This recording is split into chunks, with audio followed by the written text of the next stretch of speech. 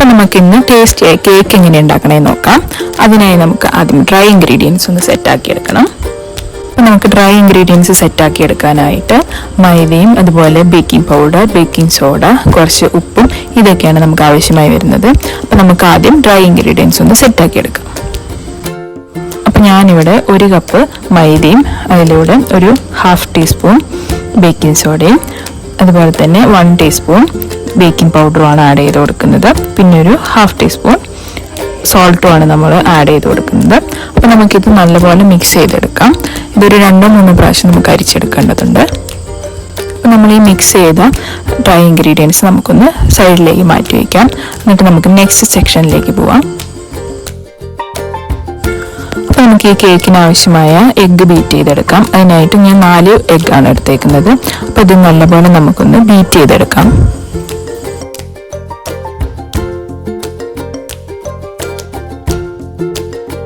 നമുക്ക് ഈ egg almost ഒന്ന് റെഡിയായി വരുമ്പോഴേക്കും അതിലേക്കൊരു 1.5 ടീസ്പൂൺ നമുക്ക് കുറച്ച് വാനില എസൻസും കൂടെ ആഡ് ചെയ്ത് കൊടുക്കാം. അതിനുശേഷം കുറച്ചായിട്ട് നമുക്ക് ഷുഗർ ആഡ് ചെയ്ത് കൊടുക്കാം.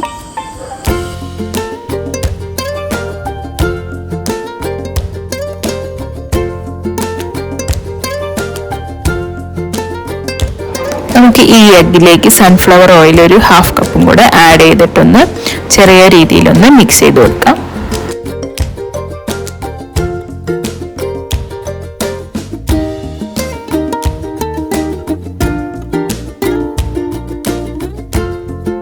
അപ്പോൾ ഇതെല്ലാം നമുക്ക് ഒന്ന് സെറ്റ് ആയതിനു ശേഷം നമുക്കതിലേക്ക് ഫ്ലോർ ആഡ് ചെയ്ത് കൊടുക്കാം. നമ്മുടെ മൈദ മിക്സ് അതിലേക്ക് ഒരു 1-2 പ്രാവശ്യമായിട്ട് നമുക്ക് ഇങ്ങനെ ആഡ് ചെയ്തിട്ട് ഒരുമിച്ച് നമ്മൾ ആഡ് ചെയ്യാൻ പാടില്ല.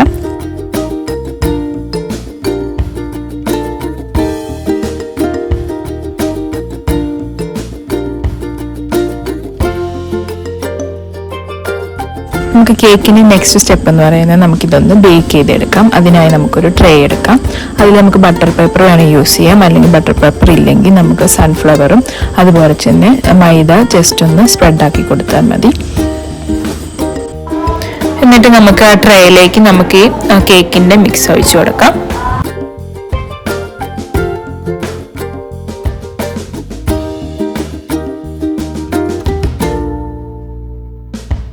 നമുക്ക് ഈ മിക്സ്ചർ ട്രേയിലേക്ക് ഒഴിച്ചതിന് ശേഷം ജസ്റ്റ് ഒന്ന് ടാപ്പ് ചെയ്ത് കൊടുക്കാം. പിന്നെ നമുക്കിതിൽ ലെമണോ വിനീഗറും കൂടെ കുറച്ച് ആഡ് ചെയ്ത് കഴിഞ്ഞാൽ കുറച്ചും കൂടെ ടേസ്റ്റ് കൂടും. ഞാനിവിടെ ഓവൻ സെറ്റാക്കിയിരിക്കണത് 180 ഡിഗ്രിയിൽ ഒരു 20-30 മിനിറ്റ്സ് ആണ്. കേക്ക് നമ്മൾ ഓവനിൽ വെക്കുന്നതിന് മുമ്പ് നമുക്കൊരു 10 മിനിറ്റ്സ് ഓവൻ ഒന്ന് പ്രീഹീറ്റ് ചെയ്യണം.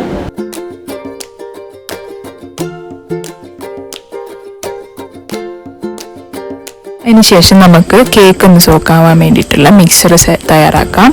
അപ്പം നമുക്കൊരു കപ്പിലേക്ക് 1 കപ്പ് മിൽക്കും അതുപോലെ 1/4 കപ്പ് കണ്ടൻസ് മിൽക്കും അതുപോലെ 1/2 കപ്പ് വിപ്പിംഗ് ക്രീമും കൂടെ ആഡ് ചെയ്തെടുക്കാം. അപ്പം ഇത് മൂന്നും കൂടെ നമുക്ക് നല്ലപോലെ മിക്സാക്കി നമുക്കിത് മാറ്റി വയ്ക്കാം.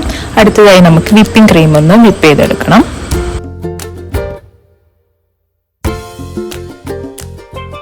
അതിനായി ഞാനിവിടെ 1 കപ്പ് വിപ്പിംഗ് ക്രീമാണ് എടുക്കുന്നത്. അപ്പം നമുക്കതൊരു നല്ലൊരു ക്രീമി ടെക്സ്ചറിൽ നമുക്കത് വിപ്പ് ചെയ്തെടുക്കണം.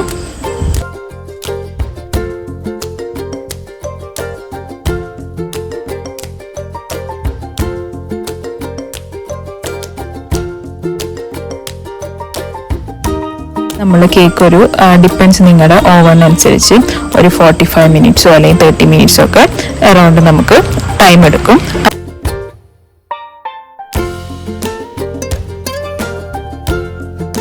അങ്ങനെ നമ്മുടെ കേക്ക് ഓൾമോസ്റ്റ് റെഡി ആയിട്ടുണ്ട്. അപ്പോൾ അതിലേക്ക് നമുക്ക് കുറച്ച് ഹോൾസ് ഇട്ട് കൊടുത്ത് നമുക്ക് ആ ലിക്വിഡ് അതിലേക്ക് ആഡ് ചെയ്ത് കൊടുക്കാം.